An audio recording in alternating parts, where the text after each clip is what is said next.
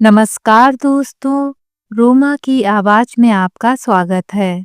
आज की हमारी कहानी का नाम है तिरस्कार। अरे निकालो इसे इस घर से। जब से इस घर में आई है, मेरे बेटे की तो जिंदगी ही बर्बाद कर दी है। इस बदसूरत लड़की ने कहाँ सोचा था कि अप्सरा से भी सुंदर बहू लाऊंगी, लेकिन यह देखने में इतनी भद्दी और बदसूरत है कि मेरे बेटे के भाग ही फूट गए।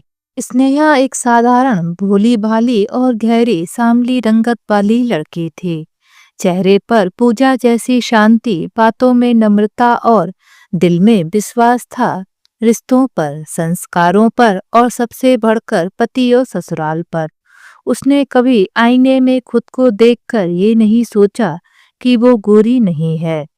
उसे तो यही लगता था कि भक्ति, सेवा और प्रेम ही औरत की असली सुंदरता होती है। उसके माँ बाप ने बड़े जतन से उसकी शादी तय की थी राघव से, एक पढ़ा लिखा सॉफ्टवेयर इंजीनियर। पर दिल से वह सिर्फ अपनी माँ का और खूबसूरती का गुलाम निकला।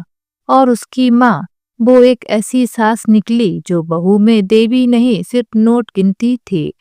शादी का दिन स्नेहा ने 16 श्रृंगार करके, हाथों में चूड़ियां खनकाकर जब उस घर की दहलीज पर कदम रखा जिसे अपना नया संसार कहा जाता है, तब उसने सिर झुकाया था, दिल में यह सोचकर कि अब मैं इस घर की बेटी हूँ।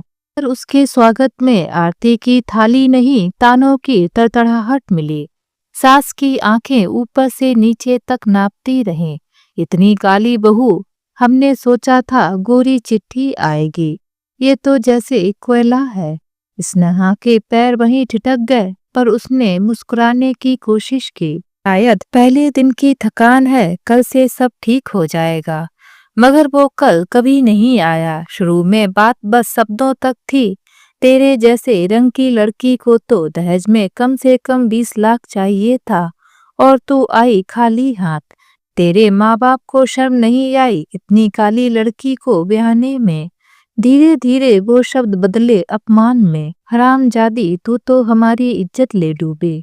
राक्षसनी जैसी शक्ल लेकर हमारे खानदान की बहू बनने चली थी। और फिर आई रातें। राघव शराब पीकर आता और कहता, पैसे लाओ नहीं तो तलाक का कागजी गिफ्ट दूंगा तुझे।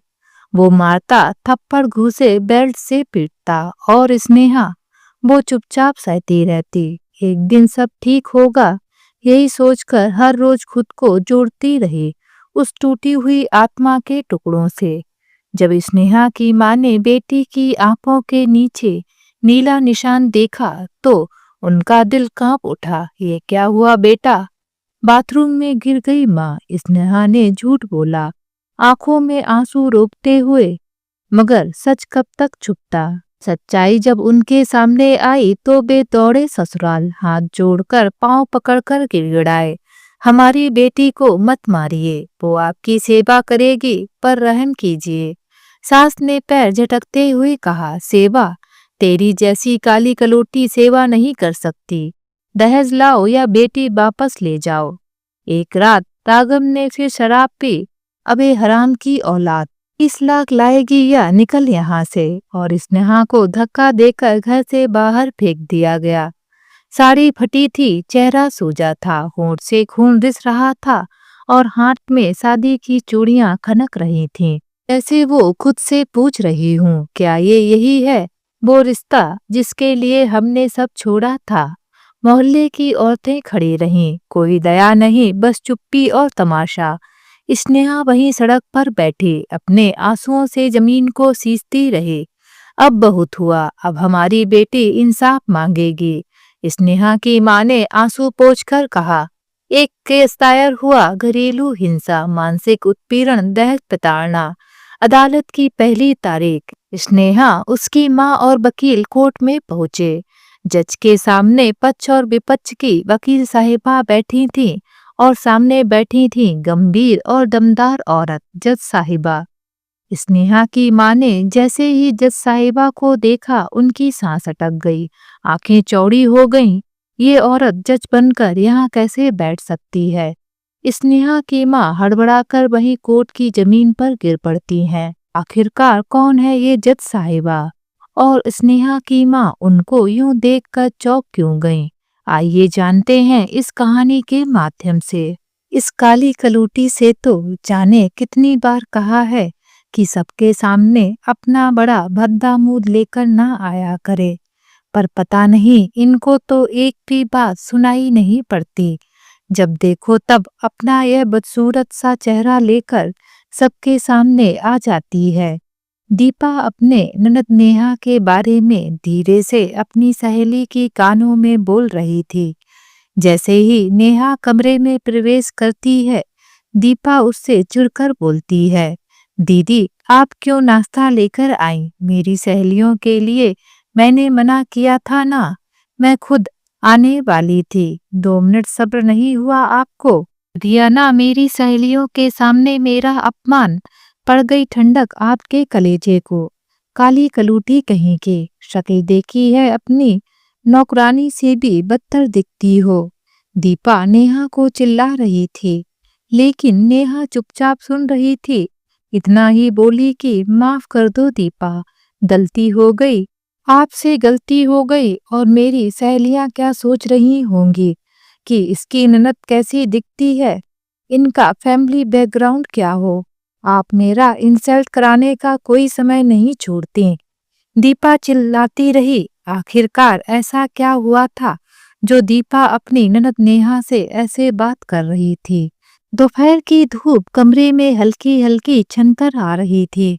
दीपा अपनी सहेलियों के साथ लिविंग रूम में बैठी थी, जहां हर कोई हंसी ठिठोली और गपशप में मशगूल था। चाय की प्यालियां लगभग खाली हो चुकी थीं और कुछ सहेलियां इशारों में दीपा से नाश्ते की फरमाइश कर रही थीं। दीपा ने थोड़ी देर पहले नेहा से साफ कहा था, दीदी आप रहने दीजिए, मैं खुद लेकर आऊंगी नाश्ता, आप मत आइएगा बाहर, ठीक है? नेहा ने मुस्कुराकर हामी भर दी थी, लेकिन तभी दरवाजा हल्के से खुला और नेहा हाथ में ट्रे लिए कमरे में आ गई। ट्रे में गर्मा गर्म समोसे, नमकीन और मीठे के संग प्यालियां थीं। नेहा ने बिना किसी दिखावे के स्नेह से सबके सामने ट्रे रख दी। कुछ सहेलियों ने मुस्कुराकर थैंक यू दीदी कहा, लेकिन दीपा के चेहरे पर तेजी से गुस्से की लहर दौड़ गई। उसने गुस्से से अपनी सहेली की ओर देखा, फिर झटके से खड़ी हो गई। दीपा चीखते हुए बोली, दीदी मैंने मना किया था ना, तो आई आप यहाँ? 2 मिनट भी सब्र नहीं हुआ आपको? क्या जरूरत थी तमाशा बनाने की? कमरा अचानक शांत हो गया। नेहा थोड़ी सकुचा गई मगर कुछ बोली नहीं। दीपा ने सामने खड़ी नेहा को घूरते हुए कहा, कर दी ना मेरी सहेलियों के सामने मेरी बेइज्जती, पड़ गई ठंडक आपके कलेजे में। यही सपना देखा था आपने कि लोग आपको हमारी घर की मालकिन समझें। अरे जरा आईना देखा आपने, शक्ल देखी है अपनी? नौकरानी से भी गई गुजरी लगती हो, एकदम झोपड़पट्टी की औरत लगती हो तुम। नेहा की आंखें भर आईं, मगर होंठ अब भी बंद थे। दीपा की जुबान और जहरीली होती चली गई। काली कलूटी कहीं की, ना कोई ठाठ है ना बात करने का ढंग, और बनी फिरती हो आदर्श बहन बेटी। अरे तुमसे ज्यादा सलीका तो मेरी मैट को है। चुपचाप किचन में रहो, वहीं तक ठीक हो। बाहर आकर तमाशा मत बनाओ। लोगों को क्या लगेगा कि हम किस स्तर की औरतों को घर में बसा रहे हैं। नेहा की आंखों में अब आंसू थे, लेकिन चेहरे पर अब भी गजब की शांति थी। वो बस धीमे स्वर में बोली, माफ कर दो दीपा, गलती हो गई मुझसे। बस सोचा था आप सब भूखी होंगी। लेकिन दीपा ने बीच में ही बात काट दी, वाह अब तो बोलने की हिम्मत भी आ गई। तुमसे जब कहा था कि मत आना, तो उसका कोई मतलब नहीं था। तुम्हें हर जगह टांग अड़ानी होती है, हर बात में घुसना है, हर किसी के सामने मुझे शर्मिंदा करना है। आखिर क्यों? क्या जलन है तुमको मुझसे? होगी तुम बड़ों की प्यारी बेटी, पर मेरे लिए सिर्फ एक मुसीबत हो तुम, एक बोझ। नेहा की नजरें अब जमीन पर थीं। कमरे में मौजूद सहेलियां चुप थीं, कुछ असहज हो चुकी थीं, पर दीपा का गुस्सा जैसे थमता ही नहीं था। खुद को समझती क्या हो तुम? हमारी इज्जत को दांव पर लगाकर अपनी तारीफें बटोरना चाहती हो। देखो सहेलियों, यही है मेरी ननद। मैं सिर पर अपने सूट का पल्लू डाले जैसे कोई देवी हूँ, लेकिन अंदर से सिर्फ दिखावा, नकलीपन। कमरे में कुछ पलों की खामोशी छा गई। नेहा अब भी कुछ नहीं बोली, वह बस ट्रे उठाकर बाहर निकल गई, चुपचाप, बिल्कुल जैसे किसी मंदिर की घंटी बिना आवाज दिए उठ जाए। जब रवि से नहीं रहा गया तब उसने टोकते हुए बोला, बस भी करो दीपा, तुम हद से ज्यादा बढ़ रही हो। बहन है वो मेरी और पूरा दिन इस घर का काम करती है। तुम इन्हीं की बदौलत आराम फरमाती हो। हाँ, बहन है तुम्हारी, इसी बात का तो रोना है। पता नहीं कब तक मेरे ऊपर बोझ बनी रहेगी। दीपा गुस्से से अपने कमरे में चली गई। नेहा आंखों में आंसू लिए किचन में बर्तन साफ करने लगी। रवि उसके पास आकर कहता है कि सॉरी दीदी, आपकी जिंदगी मेरी वजह से खराब हो गई, पर अब मैं कुछ ना कुछ जरूर करूंगा आपके लिए, ताकि आप सुकून से जी सको। दीदी, आप पूरा दिन काम करती हो, मगर दीपा की नजर में कोई कदर नहीं। जब आप यहाँ नहीं होगी तब पता चलेगा इसको। अरे मैं भला कहाँ जाऊंगी? नेहा रवि से कहती है और अपने काम में लग जाती है। पूरे घर का काम और भतीजा जीतू की देखरेख, खिलाना पिलाना संभालना सब नेहा ही करती थी। नेहा जब 8 साल की थी तभी उसकी माँ नहीं रही। पापा, दादी, 5 साल का रवि, मात्र 3 साल का सबसे छोटा भाई रजत थे। पापा ऑटो चलाते थे। 8 साल की उम्र से ही अपने छोटे भाइयों की देखभाल माँ की तरह की थी, क्योंकि ईश्वर ने उसे उम्र से पहले ही जवाबदारी दे दी थी। उसका रंग काला था। वो दिखने में बिल्कुल भी सुंदर नहीं थी, पर बहुत कम उम्र से ही पूरा घर संभालते आई थी। व्यवहार से बहुत गुणी थी, पर किसी को गुण से मतलब नहीं होता। माँ की तरह ही रवि का देखभाल करते करते रवि बड़ा हो गया। वो अब अकाउंटेंट का जॉब करने लगा। रवि भी चाहता था कि बड़ी बहन की शादी पहले हो, तब वो शादी करे, पर नेहा बोली कि पता नहीं मेरे नसीब में क्या है। भाई तुम शादी कर लो, मेरे कारण अपना जीवन बर्बाद ना करो। पापा को नेहा ही रवि की शादी करने के लिए मना ली थी।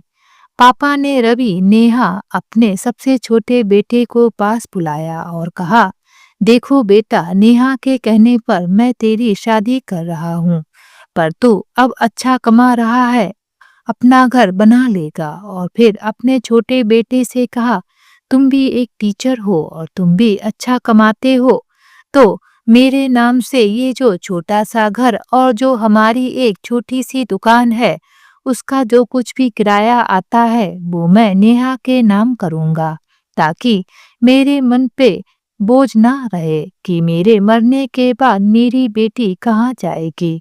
कम से कम इसी घर में रहेगी और दुकान के किराए से जी लेगी। रवि अपने पापा के इस फैसले से बहुत खुश हुआ कि सही है पापा, दीदी यहीं रहेंगी, हम साथ ही रहेंगे, क्या फर्क पड़ता है घर किसके नाम है। पापा ने लड़की देख रवि की शादी कर दी। पापा बीमार ही रहते थे। एक दिन दीपा को पता चला कि घर दुकान सब दीदी के नाम है, तो वो रवि से गुस्सा करने लगी कि हमसे धोखा हुआ है, तुम्हारे नाम पर कुछ नहीं। ये पता होता तो पापा कभी इस घर में रिश्ता नहीं करते। तुम्हारा है क्या ये बताओ। ये बात नेहा सुन रही थी। उसने तुरंत कहा, ये सब रवि और रजत का ही है, नाम मेरे होने से क्या होता है। दीपा कहने लगी, नाम होने से ही होता है दीदी, आप बहुत चालाक हो, सब अपने नाम करके कहती हो नाम होने से क्या होता है। नेहा तुरंत सारे पेपर रवि और रजत के नाम करके दीपा को दे देती है। ये लो, अब तो खुश हो ना। दीपा खुश होकर सारे पेपर संभाल कर रख लेती है। समय ऐसे ही निकलता रहा। नेहा पहले की तरह ही पूरे घर का काम करती, रवि के बच्चे को भी संभालती। दीपा कोई काम नहीं करती, फिर भी नेहा उसे बोझ सी लगती। वो हर बात में उसका अपमान करती, चिल्लाती, सुनाती रहती। आज जो कुछ भी दीपा ने नेहा के साथ किया था, वो रवि के हृदय को कचोट रहा था। रवि कमरे में जाता है, अलमारी खोलकर घर और दुकान के पेपर निकाल कर चला जाता है। कुछ देर बाद आता है और नेहा को पेपर देखकर कहता है, दीदी लो आपके घर और दुकान का पेपर। आप इस घर में सुकून से रहो, आपको रोज आंसू नहीं पीने पड़ेंगे। और दीपा को आवाज लगाकर कहता है कि दीपा, अपना, मेरा और मुन्ने का सारा सामान पैक करो, हम रेंट के घर में जाने वाले हैं। क्योंकि तुमको नेहा दीदी बोझ लगती है ना, तो अब ये बोझ हम इसी घर में छोड़कर जाएंगे। अपने अलग घर में अभी रेंट पर हैं, पर जल्दी अपना भी ले लूंगा। दीपा चाह रही थी कि नेहा कहीं जाए, पर उल्टा हो गया। नेहा की दादी और पापा रवि और दीपा को रोकने की बहुत कोशिश करते हैं। दादी तो उल्टा नेहा को ही उल्टा सीधा बोलने लगती हैं। अरे इस कलमुही के कारण ही मेरा प्यारा पोता रवि और मेरी प्यारी सी सुंदर बहू घर छोड़कर जा रही है। पता नहीं किस मनहूस घड़ी में यह पैदा हुई थी, जो आज यह दिन हम सबको देखना पड़ रहा है। लेकिन रवि ने रुकने से मना कर दिया, क्योंकि वह दीपा को सबक सिखाना चाहता था। वो लोग अपना सामान लेकर चले आए। दीपा कोई काम करती नहीं थी, अब उसे रवि का लंच बॉक्स, बच्चे की देखरेख सब करनी पड़ती। तो अक्सर रवि बिना लंच लिए ऑफिस जाता। वहां जो मिलता बाहर का उल्टा सीधा चीज खाकर काम चला लेता। इससे उसे पेट दर्द सा रहने लगा। बच्चा भी पूरा दिन रोता, उसकी तबीयत भी खराब रहने लगी। बच्चे को संभालते संभालते खुद भी बीमार सी हो गई। आज रवि के पेट में बहुत दर्द था। रवि ऑफिस से छुट्टी लेकर डॉक्टर के पास गया। डॉक्टर ने बाहर का कुछ भी खाने को मना कर दिया। फिर बच्चे को भी डॉक्टर को दिखाया गया। उसे भी यही सुपाच्य भोजन न मिलने, सही देखरेख न मिलने की परेशानी डॉक्टर ने बताया। अब दीपा रवि से माफी मांगने लगी, कहने लगी कि एक बार दीदी के घर चलो, उनको मना लेते हैं, माफी मांगते हैं। पर रवि जाने को तैयार नहीं हुआ, गुस्से में ही था। दीपा नेहा दीदी को फोन लगाकर रो रो कर मुन्ने और रवि की तबीयत खराब होने की बात बताती है। नेहा तुरंत उनके घर पहुंचती है और मुन्ने को गोद में लेती है। मुन्ना बहुत खुश होता है बुआ को काफी दिन बाद देखकर। रवि से कहती है कि तू इतना बड़ा हो गया कि दीदी से माफी मांग लेता तो छोटा हो जाता। नहीं दीदी, मैं आपसे बड़ा कभी नहीं हो सकता। मैं इस औरत को फिर आपके साथ नहीं रखना चाहता। जैसे भी है इसकी लाइफ है, ये सुधार ले। बस रवि कहता है तो दीपा रोने लगती है। नेहा से माफी मांगती है, दीदी मुझे माफ कर दो, कुछ दिन यहीं रहकर मुझे सब कुछ सिखा दो। यह भी आपका घर है, अगर आपका दिल चाहे जाना तो इन लोगों की तबीयत सही हो जाए चली जाना। नेहा कहती है कि वो घर घर ही कहाँ है, तुम लोगों के आ जाने के बाद। घर तो परिवार से बनता है, जब वही ना हो तो कैसा घर। सॉरी दीदी, माफ कर दो। आप सही कहती थी, नाम में क्या रखा है। घर किसी के भी नाम हो, परिवार तो हमारा है। यह बात मुझे देर से समझ में आई, माफ कर दो। चलो अपने घर में चलते हैं, सब ठीक हो जाएगा, कहकर नेहा सामान पैक करने लगी। दीपा जब नेहा के साथ आई थी तो वह केवल एक अच्छी भाभी बनकर नहीं आई थी, वह एक योजना के साथ आई थी। उसके चेहरे पर तो मिठास थी, लेकिन दिल में जहर भरा पड़ा था। उसने आते ही देख लिया था कि इस घर में नेहा एक मजबूत उपस्थिति है, चुपचाप रहती है, मगर घर के हर कोने में उसकी जिम्मेदारियों की गूंज है।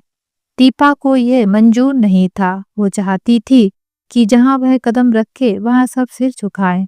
और नेहा, वो तो आंख तक नहीं उठाती थी उससे बात करते समय। फिर भी उसका पति और उसका देवर और उसके ससुर नेहा की ही बात सुनते, और यही बात दीपा को खटक गई बहुत ज्यादा।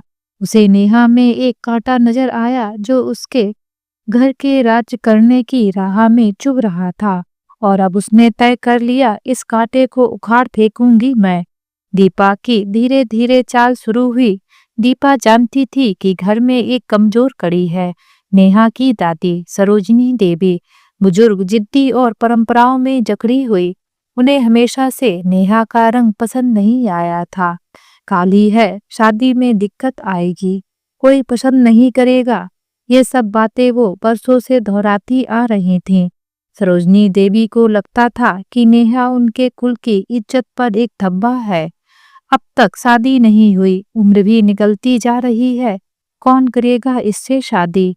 कौन पूछेगा इस काली कलूटी को? वो बार बार ताने मारती, रोज घर में घुसी रहती है। कोई ढंग की बात नहीं, कोई लाज शर्म नहीं।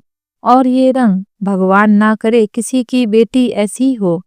नेहा चुप रहती थी, शायद इस उम्मीद में कि किसी दिन दादी का दिल बदल जाएगा, या शायद वह आदत डाल चुकी थी इस उपेक्षा की।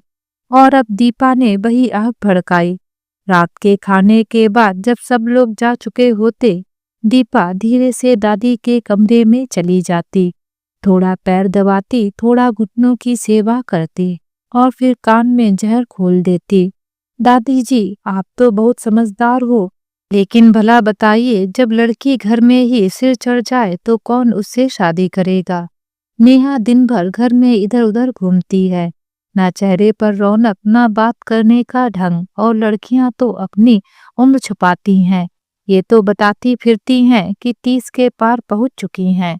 लोग हंसते हैं, दादी कहते हैं, इतनी बड़ी बेटी घर में बैठी है और माँ बाप शादी नहीं करवा पा रहे। आप ही बताइए, आपकी इज्जत कहाँ बचेगी ऐसे में? सरोजनी देवी का मन पहले से ही नेहा के लिए कठोर था। दीपा की बातों ने उसे पत्थर बना दिया। अब दादी ने ठान लिया, बस अब नहीं, इस काली छाया को घर से विदा करना ही होगा। और अगली सुबह ताना चला, बेटा अब बहुत हो गया। नेहा को घर बिठा बिठा कर तुमने उसका बुरा किया है। उसकी शादी कर दो जल्दी से। लोग क्या कहेंगे? कोई लड़का ढूंढो, जैसे भी हो, पर भेजो इसे यहाँ से। उम्र भी निकल रही है, रंग तो तुम जानते हो, हमारे जमाने में ऐसी लड़कियां। खैर छोड़ो, मैं कहती हूँ रिश्ता आए तो झिझकना मत। नेहा पास ही खड़ी थी, सुन रही थी। शब्दों का एक एक कांटा उसके सीने में उतर रहा था, लेकिन उसने कुछ नहीं कहा, बस सिर झुका लिया। उसकी आंखों में आंसू थे पर जुबान पर ताला।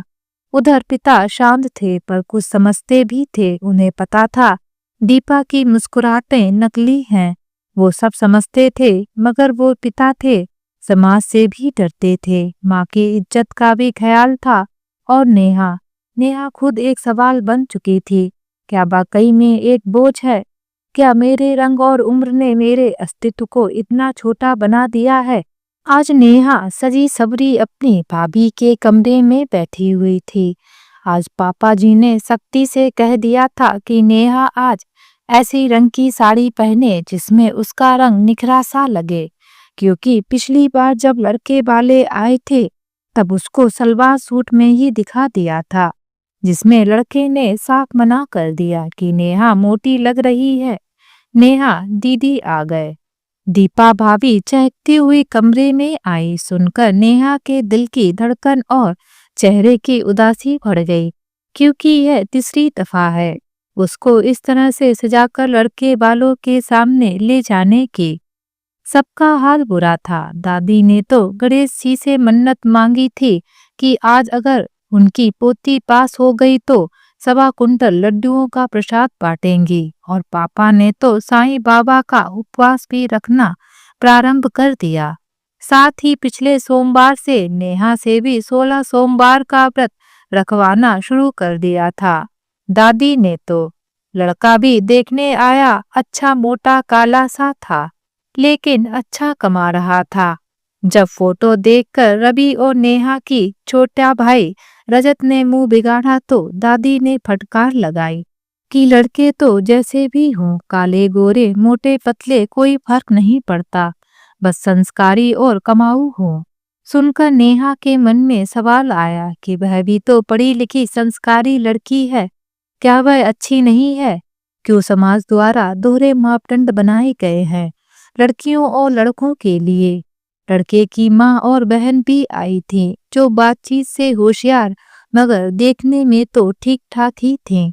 उनको देखकर पूरे घर की जान में जान आ गई कि चलो, ये ज्यादा खूबसूरत नहीं तो नेहा को भी पास कर ही देंगी। पानी पीने के बाद सभी ने भरपेट नाश्ता किया। मिठाई शहर के नामी हलवाई के यहाँ से मंगाई। नेहा को भीतर ही भीतर बहुत बुरा लग रहा था। दादी पापा से कह रही थी कि जैसे भी हो वैसा रिश्ता कर ही देना। अपने सिक्के में ही दोष है तो भला परखने वाले का क्या दोष। खुद को खोटा सिक्का सुनना नेहा को भीतर तक उसके अस्तित्व को झकझोर गया। दादी ऐसे क्यों बोल रही हो? दीदी में क्या कमी है? हर काम में तो परफेक्ट हैं। फिर भी छोटे भाई रजत ने गुस्सा करते हुए कहा, अरे चुप हो जा तू। क्या किसी मोटी काली लड़की से विवाह कर लेगा? अगर दीदी जैसी हुई तो जरूर। रजत ने गुस्से से कहा, अरे जा यहाँ से। दादी ने रजत को फटकार दिया। वह बुदबुदाता चला गया। दादी ने अपनी छड़ी दीवार से टेक दी और पापा से कहा कि यह रिश्ता होना जरूरी है। बड़ी मुश्किल से उनकी भतीजी, जो कि लड़के वालों के शहर में ही रहती हैं और लड़के की दूर की मामी है, उन्होंने कराया है। हाँ अम्मा, मगर किसी से जबरदस्ती तो नहीं कर सकते।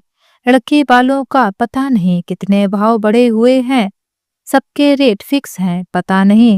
पता नहीं क्या होगा इस दुनिया का। पापा ने परेशान होते हुए कहा, आज कर रहा हूँ तो बड़ी बड़ी बातें, मगर रवि की शादी के वक्त तो तूने भी खूब नखरे दिखाए थे। बहू के मैके वालों को भूल गया क्या? वह तो खूबसूरत भी थी। अरे माँ, आप भी गड़े मुर्दे उखाड़ने बैठ गई। गड़े मुर्दों से डर लगता है तो ऐसे काम ही क्यों करते हो? सरोजनी देवी ने गुस्से से कहा, अरे माँ, मैं तो बड़ा परेशान हूँ। हाँ, सबको अपनी परेशानी ही बड़ी लगती है। लड़की का बाप बनते ही लाचारी और लड़के का बाप बनते ही रौबदारी आ जाती है। बारे बा समाज। दादी अब ज्यादा आक्रामक हो चली थीं। फिर रवि ने दोनों को चुप कराया। देखिए, लड़के वालों को लालच दे देना। 1-2 लाख रुपए उनकी हैसियत से ज्यादा का तभी बात बनेगी। दादी ने फुसफुसाते हुए कहा, हाँ, रजत की शादी में वसूल कर लेना। रजनी देवी ने अपने बेटे पर व्यंग तीर छोड़ा। सुनकर उनकी बहुएं चढ़ गईं। पापा, वो लोग नेहा को बुला रहे हैं। रजत ने भीतर आकर कहा, अगर इस बार नेहा को फेल कर गए तो बड़ी जग हंसाई होगी। दादी ने चिंता जाहिर की। नेहा की दुखदुखी दोगुनी हो गई थी। वह बहुत ही घबरा रही थी। दीपा ने अपनी ननद नेहा के सर पर हाथ फेरा और कहा, दीदी आप घबरा रही हो, और चतुराई से बात बनाई। मुझे भी बहुत डर लगा था जब आप सब लोग।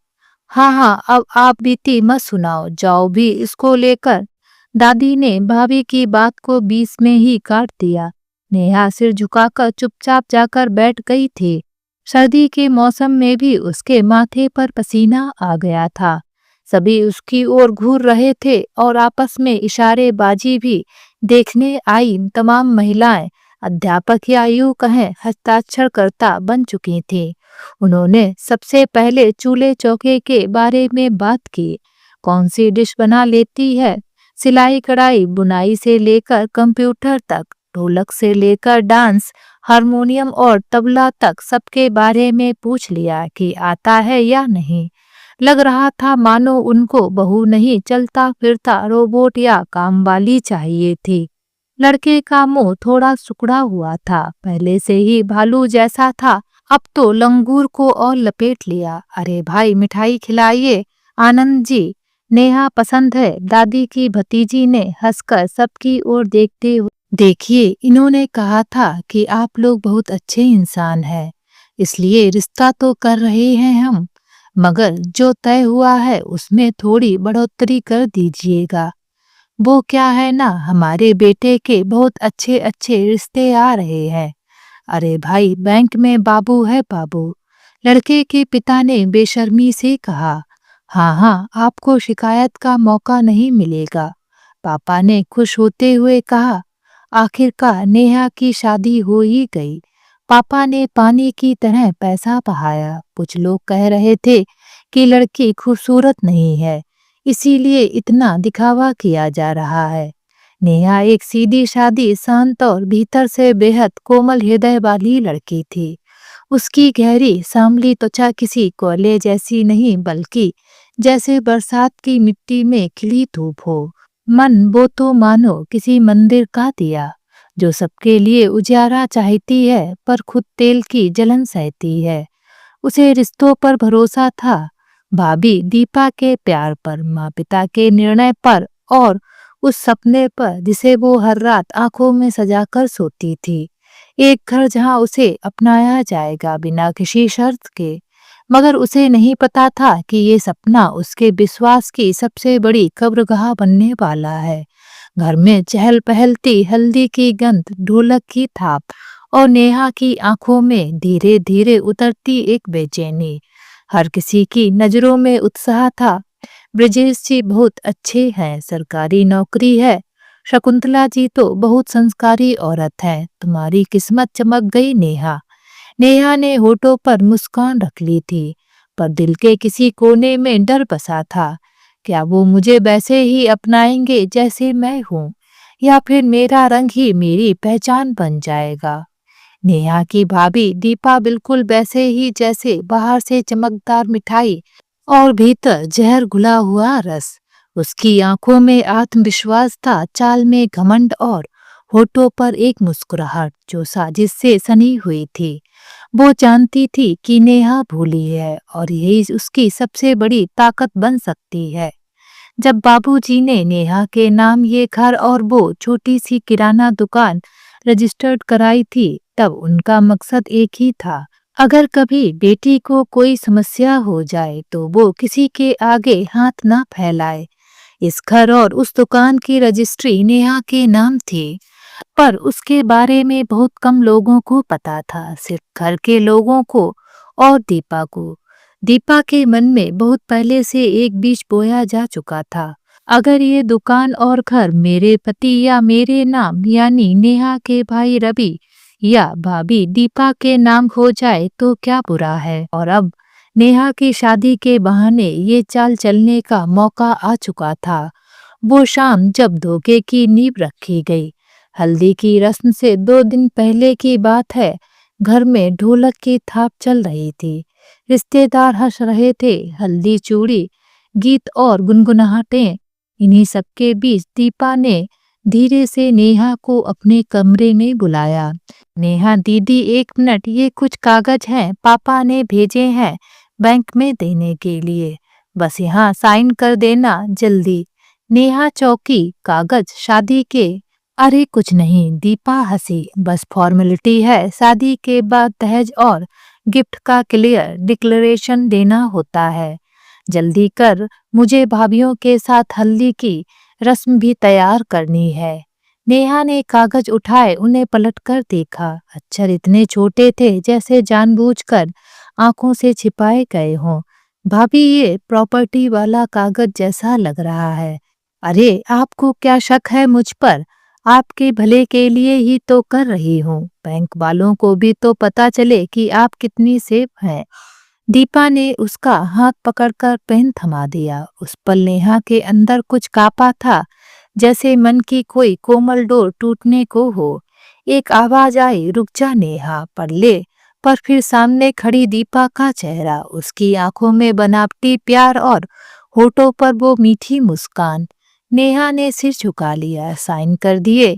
दीपा ने फौरन कागज खींचे और मुस्कुराते हुए कहा, आप कितनी प्यारी हैं नेहा दीदी, आप जैसा विश्वास बहुत कम लोगों में होता है। और फिर वो कमरे से निकल गई। वो कागज क्या थे? वो कागज असल में नेहा के नाम पर रजिस्टर्ड दुकान की बिक्री और ट्रांसफर डील थे, जिसमें लिखा था कि नेहा अपनी मर्जी से दुकान और ये घर अपनी बड़ी भाभी के नाम ट्रांसफर कर रही है, यानी कि दीपा के नाम ट्रांसफर कर रही है। कोई गवाह नहीं था, सिर्फ दीपा ही थी जो गवाह बनकर दस्तखत करेगी। और वो दिन शादी की तैयारियों का था। कौन पूछेगा, कौन रोकेगा? नेहा ने जिस कागज पर दस्तखत किए वो उसके लिए नहीं, दीपा के लिए आजादी का कागज था। आजादी उस लोभ से जो उसके दिल में बहुत सालों से कैद थी। शादी की हल्दी की रस्म के बीच नेहा के हाथों में पीली हल्दी लगाई जा रही थी और दीपा ने झुककर उसके कान में कहा, आपका भविष्य बहुत सुनहरा है। अब तो आप एकदम हल्दी जैसी हो गई हो। बस अब पिछली बातें भूल जाएं। नेहा मुस्कुराई, पर उसे नहीं पता था कि जिस हल्दी से उसका श्रृंगार हुआ है वही हल्दी उसकी पहचान को छुपाने का रंग भी बन चुकी है। शादी का दिन नेहा ने 16 श्रृंगार किया। घबराहट छुपाए बैठी थी। भाभी इतनी शांत क्यों है? पापा इतने थके थके क्यों दिख रहे हैं? ब्रजेश की तस्वीर को देखती रही वो। क्या वो मुझे समझेगा, अपनाएगा, या मैं सिर्फ एक बोझ बनकर रह जाऊंगी?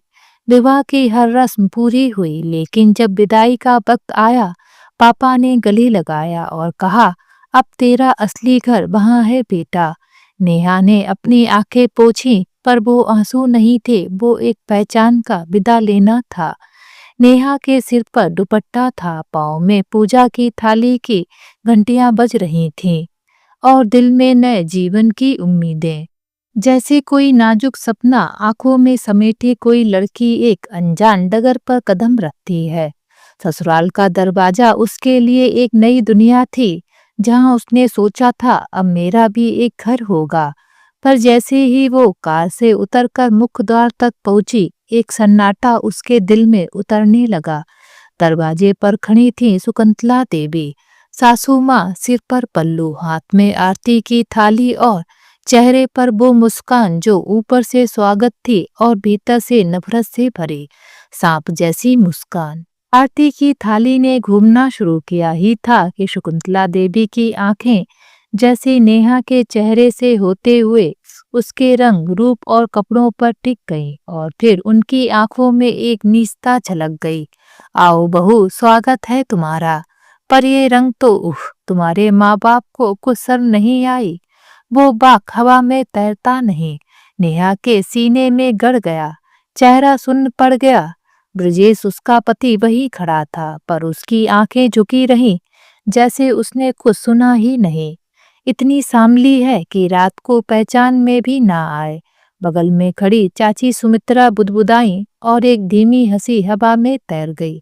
अरे हमारी घर की बहुएं तो दूध सी गोरी होती थीं, ये क्या मटमैला रंग उठा लाए? दूर की बुआ विमला की आंखों में तिरस्कार था। शकुंतला बहन, अब क्या करें? जोड़ी तो भगवान बनाते हैं, लेकिन देखने में थोड़ी बहुत कमी हो तो आजकल मेकअप करवा लेते हैं। ये कमेंट करते हुए भाभी दीपा ने अपने होठ दबाए, मानो हंसी रोक रही हो। शकुंतला देवी ने जैसे ही आरती पूरी की, नेहा के हाथ में फूलों की थाली थमाई और धीमे स्वर में इतना कहा कि बाकी किसी को सुनाई ना दे, क्या करोगी तुम इस घर में? चूल्हे पर खड़ी होगी तो रोटी भी डर जाएगी। नेहा की रूह कांप उठी। वो पल जो किसी लड़की के लिए दुनिया का सबसे सपनों भरा स्वागत होना चाहिए था, आज उसकी जिंदगी का सबसे बड़ा अपमान बन गया। उसने नीचे देखा, पाँव की महावर जो घंटों लगाई गई थी अब जैसे मिट्टी सी लगने लगी।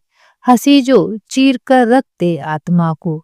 नेहा जैसे ही घर के अंदर बढ़ी, वहां और भी रिश्तेदार खड़े थे। हर कोई आंखों से तौल रहा था, कोई रंग देख रहा था, कोई हाइट, कोई बाल और कोई होठों की मुस्कान। अरे ब्रजेश, तू तो बड़ा किस्मत वाला निकला रे। देखो तो ये बहू तो इतनी सीधी है कि अपनी छाया से भी डर जाएगी।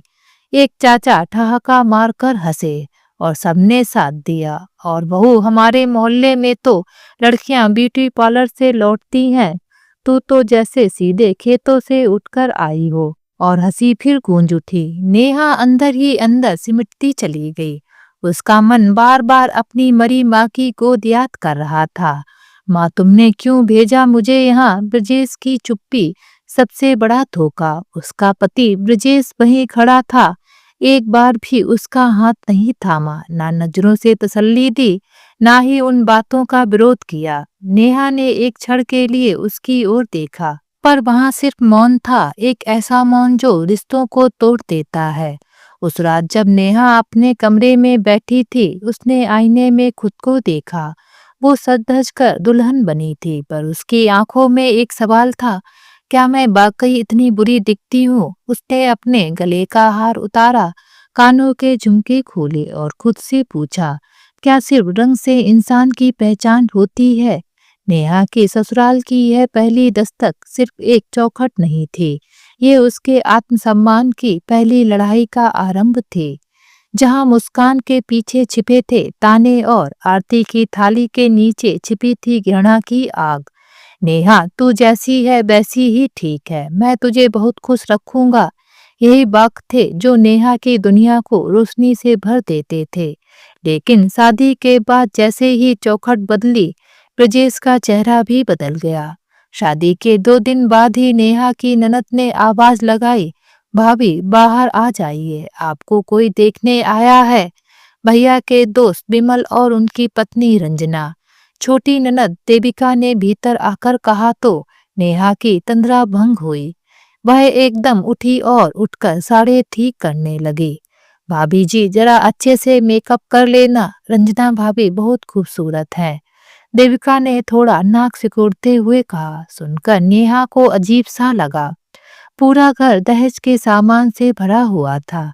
देखकर नेहा को बुरा भी लगा कि उसके पापा ने अपनी मेहनत से कमाई जमा पूंजी से इन लोगों का घर भर दिया और यहाँ का माहौल बहुत ही भारी है। ऐसा लग रहा था कि कोई खुश नहीं है। सोच रही थी कि पता नहीं आगे क्या होगा। खैर, वह तैयार होकर ड्राइंग रूम में आ गई। उसकी सास ने पहले से ही सफाई देना शुरू कर दिया। भाई, हमारी बहू तो सांवली है। देविका तो कहती थी कि रंजना भाभी जैसी भाभी लाना, मगर कहीं बात जमी ही नहीं। इन्हीं को आना था यहाँ। सास ने नेहा की तरफ इशारा करते हुए कहा, अरे नेहा तू। रंजना ने आश्चर्य से नेहा का हाथ पकड़ते हुए कहा। नेहा भी खुश होकर उससे लिपट गई। सभी आश्चर्य में पड़ गए। तुम जानती हो इनको? विमल ने पत्नी से आश्चर्य से पूछा। हाँ भाई, एमकॉम मैंने और नेहा ने एक ही कॉलेज से तो किया है। मगर क्या? सब एक साथ बोले। यह टॉपर और मैं पासिंग मार्क्स लाने वाली ही रही, रंजना ने ठहाका लगाते हुए कहा। नेहा मुस्कुरा भर दी। शादी से पहले की दुनिया कुछ और थी। ब्रजेश की बातें, उसकी आंखें, उसका ध्यान, सब नेहा को यकीन दिलाते थे कि वह उसका सबसे बड़ा सहारा होगा। एक प्यारा प्रेमी अब एक क्रूर कसाई की शक्ल लेने लगा। मीठे बोलों की जगह अब कड़वे ताने थे। छाँव की जगह चुपती धूप और प्यार की जगह हर रात शराब की बदबू और गालियां थीं। शाम का सन्नाटा और दरवाजे की दहशत हर शाम जैसे नेहा के लिए एक डरावना सपना बनती जा रही थी। घड़ी जैसे ही 8 बजाती, उसके दिल की धड़कनें तेज हो जाती, क्योंकि उस समय ब्रजेश आता था लड़खड़ाते कदमों से, शराब की बोतल थामे। उस दिन भी कुछ अलग नहीं था। दरवाजा खुला, ब्रजेश ने लड़खड़ाते हुए कदमों से घर में प्रवेश किया। कंधे झुके हुए, आंखें सुर्ख और होठों पर एक झूठी मुस्कान। क्या बना है खाने में? या तूने फिर से कुछ उबला कचरा परोस दिया होगा? उसने घूरते हुए कहा और प्लेट को दूर फेंक दिया। नेहा धीरे से बोली, दाल चावल बनाए हैं आपके पसंद के। पसंद? मुझसे ज्यादा तो तू खुद से प्यार करती है।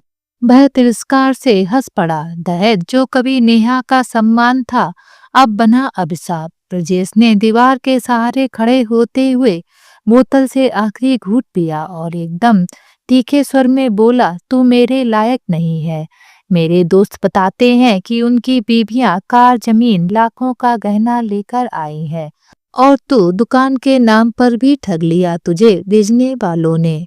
नेहा सिहर गई, उसका चेहरा पीला पड़ गया। उसने धीमे से कहा, वो दुकान तो मेरे नाम पर की थी बाबूजी ने। झूठ, सब झूठ। ब्रजेश की आंखों में आग उतर आई। वह नजदीक आया और नेहा का हाथ जोर से पकड़कर चीखा, दीपा भाभी ने कहा था कि दुकान तेरे नाम है, कहाँ है वो कागज? नेहा कांप उठी। मैंने साइन किए थे कुछ पेपर शादी से पहले, दीपा भाभी ने कहा था। की। ओह, तो तूने ही धोखा दिया मुझे, तूने मेरी जिंदगी बर्बाद कर दी। और फिर बिना कुछ सोचे उसने नेहा का हाथ इतनी जोर से खींचा कि वो दीवार से जा टकराई। पीठ में ठोकर लगी, सिर में टक्कर और दिल में असंख्य टुकड़ों में बिखरती उम्मीदें। नेहा की चुप्पी और उसके भीतर मरती एक एक सांस।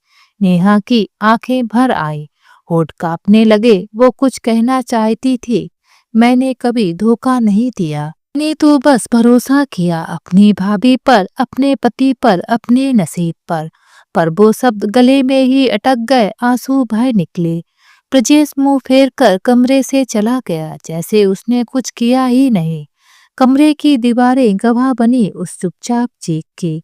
नेहा फर्श पर बैठी थी, एक हाथ दीवार पर, दूसरा दिल पर। बाहर कोई आवाज नहीं थी, पर उसके अंदर एक तूफान मचा हुआ था। वो सोच रही थी, क्या यही है मेरा जीवन? क्या यही है वो इंसान जिसने मुझसे 7 फेरे लिए थे? क्या मेरी जिंदगी अब सिर्फ तानों, धक्कों और टूटे सपनों का बोझ होगी? ब्रजेश अब कोई प्रेमी नहीं था, वो एक मुखौटा था जो शादी के वक्त मुस्कुराता था और अब हर रात शराब में डूबकर नेहा की आत्मा को कुचलता था। पूरी रात नेहा रोती रही, उसकी आंखों से नींद मानो कोसों दूर थी। आज घर में चारों तरफ ठीक वैसी ही शांति थी, जैसे कोई तूफान होकर गुजरा हो, उसके बाद होती है। तभी उस शांति को तोड़ते हुए सासू माँ शकुंतला जी की आवाज आई, अरे बहू, पति ने थप्पड़ मार दिया तो इसमें इतना क्या बुरा मानना? बेचारा दिन भर बाहर काम करके थक हार कर घर में आता है, तुम्हारे नाजो नखरे उठाता है, तुम्हारा पेट पालता है। बदले में परेशान होकर उसने हाथ उठा दिया तो ऐसा क्या हो गया जो बात का बतंगड़ बना रही है? शकुंतला जी जोर जोर से अपनी बहू को डांटते हुए बोली, अब भाभी, आपका रोना धोना हो गया हो तो फटाफट से खाना लगा दो, यहाँ हम सबको भूख लग रही है। अगर खाना टाइम पर नहीं परोसा तो भैया दोबारा आपकी अच्छी खासी धुलाई कर देगा, फिर ना कहना कि हमने समझाया नहीं था।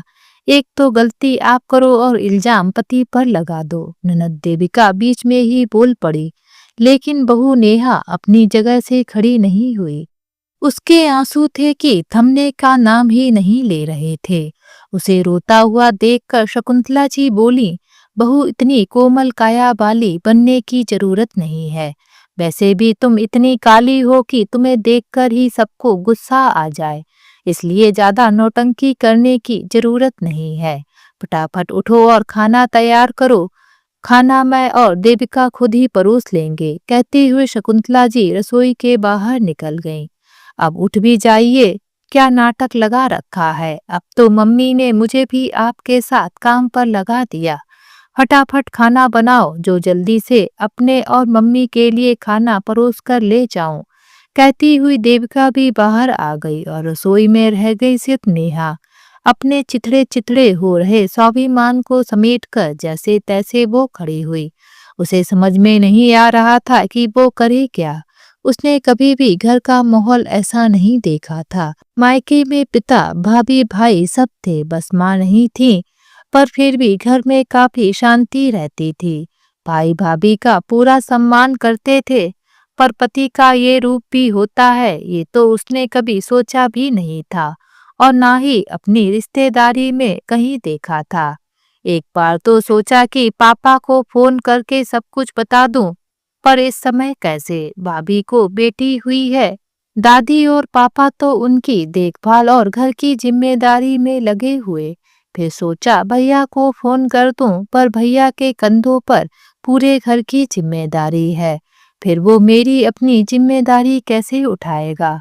कहीं भाभी नाराज हो गई तो? इसलिए कहते हैं माँ होना जरूरी है। काश आज माँ जिंदा होती तो मैं अपने मन की बात कह पाती।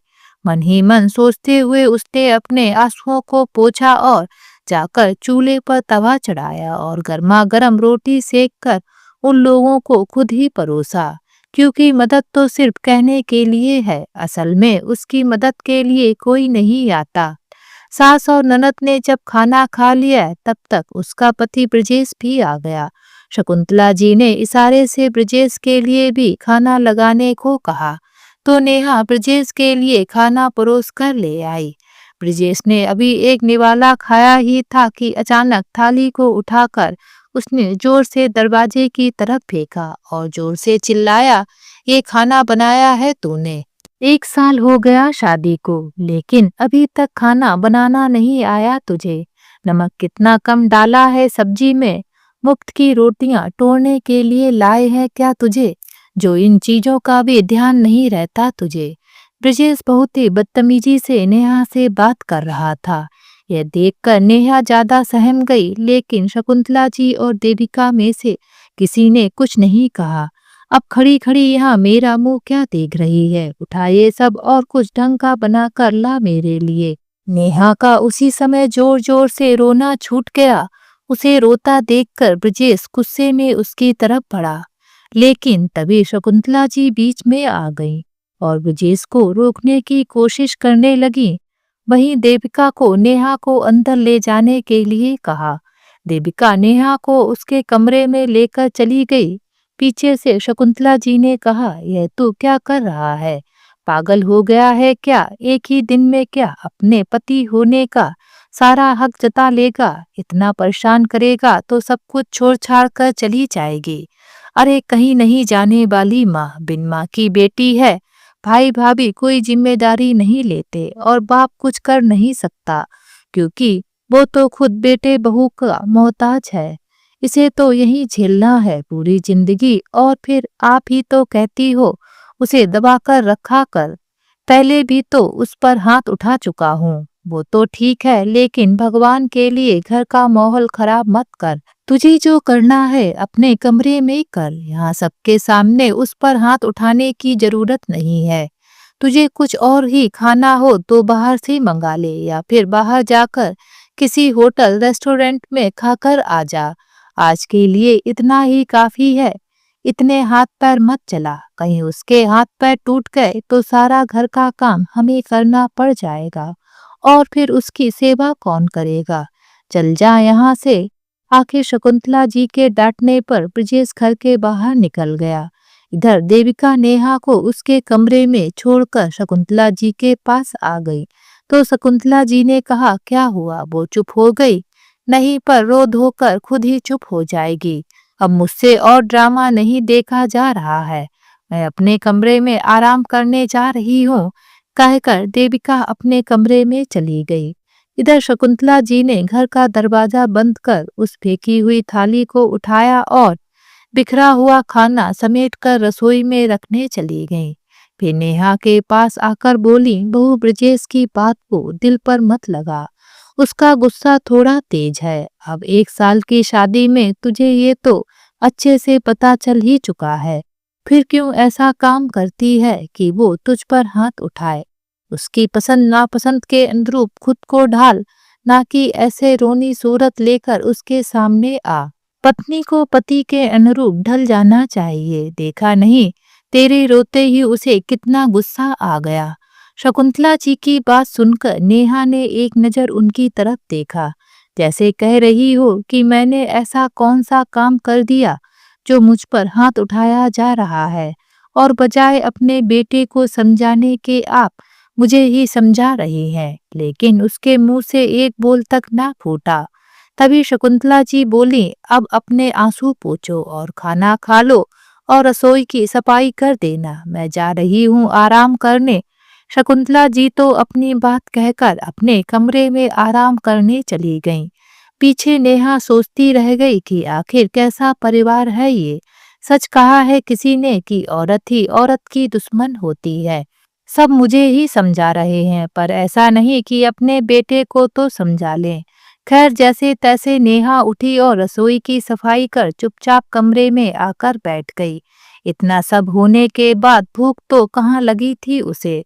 तभी उसका मोबाइल बज उठा। देखा तो पापा का फोन था। उसने फोन उठाया तो पापा ने पूछा, नेहा बेटा कैसी है तू? मैं ठीक हूँ पापा, आप बताओ। मैं भी ठीक हूँ, पर तेरी आवाज अजीब सी लग रही है। कुछ नहीं पापा, बस अभी काम करके आई हूँ तो थक गई हूँ। अच्छा सुन, कल कन्या पूजन है तो तेरा यहाँ आना जरूरी है। तेरी सास को तो मैंने शाम को ही फोन कर दिया था, पर तुझे नहीं बोल पाया था तो शायद रसोई में काम कर रही थी। नेहा मन ही मन सोचने लगी, उस समय कैसे बात कराती मेरी सास। उस समय तो उनका बेटा मुझ पर हाथ उठा रहा था। तभी पापा बोले, बेटा अब मैं फोन रखता हूँ और सारे काम भी मुझे देखने हैं, तू समय पर आ जाना। नेहा हाँ बोलकर फोन रख। ससुराल का हर कोना अब उसके लिए डर की परिभाषा बन चुका था। ब्रजेश की गालियां, शकुंतला देवी की जलती निगाहें और रिश्तेदारों की हंसी, हर चीज ने उसकी आत्मा को छील डाला था। उसी टूटे से दिन में अचानक नेहा के मोबाइल की घंटी बजी। स्क्रीन पर नाम चमका, दीपा भाभी।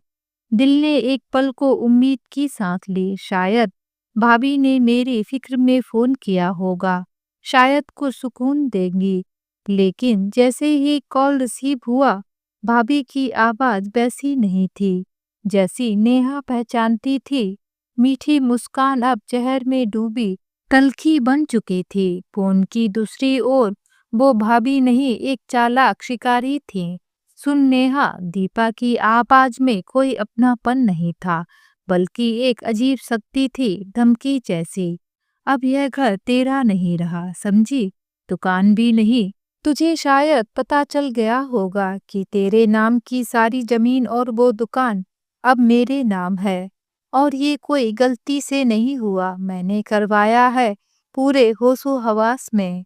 नेहा की सांसें अटक गईं, उसका चेहरा फक पड़ गया, गला सूख गया। तू सोचती रही कि तेरी भाभी से कोई रिश्ता है, और मैं सोचती रही कि तुझे कैसे अपने रास्ते से हटाना है।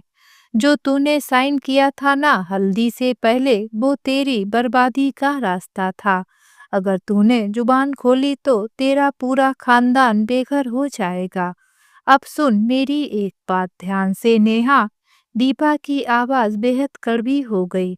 अगर तू यहाँ वापस आकर किसी से कुछ भी रोने धोने लगी या फिर बाबूजी दादी को मेरे खिलाफ भड़काया, तो कसम है मैं तेरे पूरे खानदान को इस घर से बाहर फेंक दूंगी। ना छत बचेगी, ना जमीन, और ना ही तेरी इज्जत, समझी? तू अब किसी काम की नहीं रही। तू तो बदसूरत काली औरत है जिसके लिए ब्रजेश जैसे लड़के ने शादी कर ली। यही तेरी किस्मत का सबसे बड़ा इनाम है। ना रूप है तुझमें, ना पैसा, और ना ही अकल। मैंने तो तुझे सिर्फ इस्तेमाल किया और तू बन गई गधी। दीपा की हर बात, हर शब्द नेहा के कानों में कांटों की तरह चुभ रही थी। नेहा हंसी के पीछे छुपे उस जहर से दंग रह गई।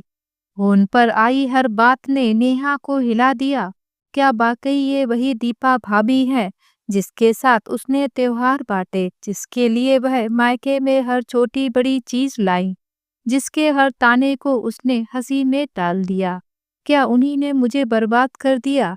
नेहा के हाथ कांपने लगे, मोबाइल फर्श पर गिर पड़ा और वह खुद फर्श पर घुटनों के बल बैठ गई। उसके भीतर जैसे कोई तेज आंधी चल रही थी। आंसू झरझर बह रहे थे। दिल कह रहा था मुझे धोखा मिला है, अपनों से मिला है, पर दिमाग डर रहा था। अब कहूँ तो किससे, कोई सुनेगा भी क्या? भाभी का हर शब्द आज तलवार बनकर उनके आत्मसम्मान पर वार कर गया था। उसकी मासूमियत, उसकी सादगी, सबको एक खेल बना दिया गया था। और अब उससे उसका घर, उसकी दुकान और उसका भरोसा तीनों छीन लिए गए थे। नेहा अब केवल एक इंसान नहीं रह गई थी, वह अब एक ऐसी पीड़िता थी जिसने अपने सबसे करीबी से सबसे बड़ा धोखा खाया था। घर के कोने में बैठी नेहा उस शाम कुछ थकी सी, बुझी सी लग रही थी। दिन भर की झाड़ू पोछा, सास की खरी खोटी बातें और ब्रजेश की बेरुखी ने जैसे उसका मन कुचल दिया था। तभी दरवाजा जोर से खुला। ब्रजेश घर में दाखिल हुआ। साथ में थे उसके दो दोस्त। तीनों के चेहरे से शराब की बू टपक रही थी। हंसी ठठाके से घर गूंज उठा। ओ काली, ओ ससुराल की बदकिस्मती! ब्रजेश ने नेहा की ओर देखा, जोर से चिल्लाया, ऐसी शक्ल जो कोई भिखारी भी ना देखे। और देखो यार, मेरे नसीब में यह काली कलौटी लिखी गई है। उसके दोस्तों ने ठहाके लगाए और शकुंतला देवी और ननद ने मंद मुस्कान से सिर हिलाया। नेहा का आत्मसम्मान चीख पड़ा। नेहा के सब्र का बांध टूट चुका था। उसने कांपती आवाज में कहा, कृपया ऐसा मत बोलिए। आपके दोस्तों के सामने मेरा अपमान मत कीजिए। पर उसका विरोध ब्रजेश को बर्दाश्त नहीं हुआ। तेरी इतनी हिम्मत, तू मुझे जवाब देगी? तू कौन होती है बोलने वाली? ब्रजेश गुस्से में उबल पड़ा। उसने नेहा का हाथ पकड़ा और उसके बाल खींचते हुए दीवार पर धक्का मार दिया। फिर एक के बाद एक लाते और घूंसे। नेहा चीख पड़ी, छोड़ो मुझे, मत मारो, दर्द हो रहा है। लेकिन ब्रजेश के अंदर का राक्षस थमने को तैयार नहीं था। मर जा तू मेरे लिए बोझ है। तू तो उस दहेज की भी हकदार नहीं थी जो तेरे बाप ने दिया। उसकी ननद और सास एक कोने में खड़ी मंद मुस्कुरा रही थीं, मानो किसी तमाशे का मजा ले रही हो। वो रात जब नेहा ने सबसे कठोर निर्णय लिया। नेहा फर्श पर पड़ी थी, बदन पर नीले निशान, आंखों में आंसू और दिल में टूटा विश्वास। उसने चुपचाप बाथरूम में जाकर अपने घाव धोए, आईने में चेहरा देखा और पहली बार खुद से कहा, बस अब और नहीं। उसी रात उसने एक कठोर निर्णय लिया, ना मैं अब इस ससुराल में रहूंगी और ना ही मैं के जाकर रोऊंगी। वो रात के अंधेरे में अपनी माँ के दिए हुए कुछ जेवरों को पोटली में बांधकर नेहा चुपचाप उस घर से निकल गई। ना किसी को जगाया, ना किसी को बताया। उसके पास ना ठिकाना था, ना सहारा, लेकिन था एक जुनून, एक आग। अब मैं खुद को बनाऊंगी। नेहा एक छोटे से कमरे में रहने लगी, जिसे जेवर बेचकर किराए पर लिया था। जेवरों में उसके माँ की एक चैन और एक अंगूठी ही थी। खुद खाना पकाती, खुद बर्तन धोती और दिन में एक छोटे स्कूल में बच्चों को पढ़ाने जाती। वहीं से उसने अपने जीवन की नई इबारत लिखनी शुरू की। रातों को जागकर पढ़ाई करना, पुरानी किताबें मंगवाना, खर्चों को कतरना, हर दिन एक संघर्ष, लेकिन हर रात एक उम्मीद। सालों की मेहनत के बाद नेहा की मेहनत रंग लाई। उसका सिलेक्शन हो गया। वो बन गई एक जज। जिस लड़की को कभी काली कलूटी कहकर मारा गया था, अब वही लड़की सुनाती थी फैसले, देती थी न्याय। तभी स्नेहा ने अपनी माँ को जब झकझोरते हुए कहा, माँ आप कहाँ खो गईं? अपने अतीत की यादों से बाहर आई हुई स्नेहा की माँ अपनी बेटी से बोली, कुछ नहीं बेटा, बस यूं ही कुछ याद आ गया। आज कोर्ट रूम की सीढ़ियां चढ़ते हुए स्नेहा की माँ के पैर कांप रहे थे। आज वह एक माँ थी, अपनी बेटी स्नेहा के लिए न्याय की उम्मीद लेकर कोर्ट आई थी। मगर सामने जज की कुर्सी पर बैठी महिला, जज को देखते ही उसका दिल कांप उठा। वह कोई और नहीं, उसकी वही ननद नेहा थी, जिसकी जिंदगी को कभी उसने खुद नर्क बनाया था। क्योंकि स्नेहा की माँ ही नेहा की भाभी दीपा थी। नेहा की नजरें दीपा से मिली भी, लेकिन ना कोई क्रोध, ना कोई सहानुभूति, बस एक गहरी ठंडी नजर। जैसे वो अतीत की राख में से अब कोई भी चिंगारी उठने नहीं देना चाहती। कोर्ट की कार्रवाई शुरू हुई। स्नेहा के वकील ने अपना पक्ष रखा। माननीय न्यायाधीश, मेरी मुवक्किल स्नेहा को मानसिक और भावनात्मक प्रताड़ना दी गई।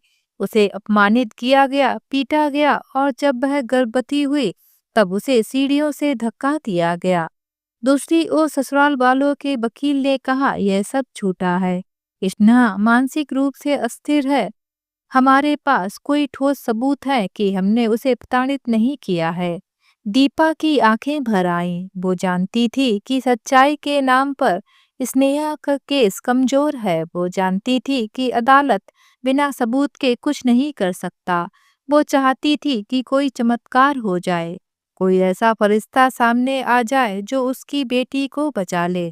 केस की पहली सुनवाई में स्नेहा का पक्ष कमजोर रहा। जज साहिबा ने दूसरी तारीख दे दी। दूसरी तारीख भी आ गई। स्नेहा और उसकी माँ दीपा आज कोर्ट रूम में बस ईश्वर से फरियाद कर रहे थे कि काश कोई चमत्कार हो जाए।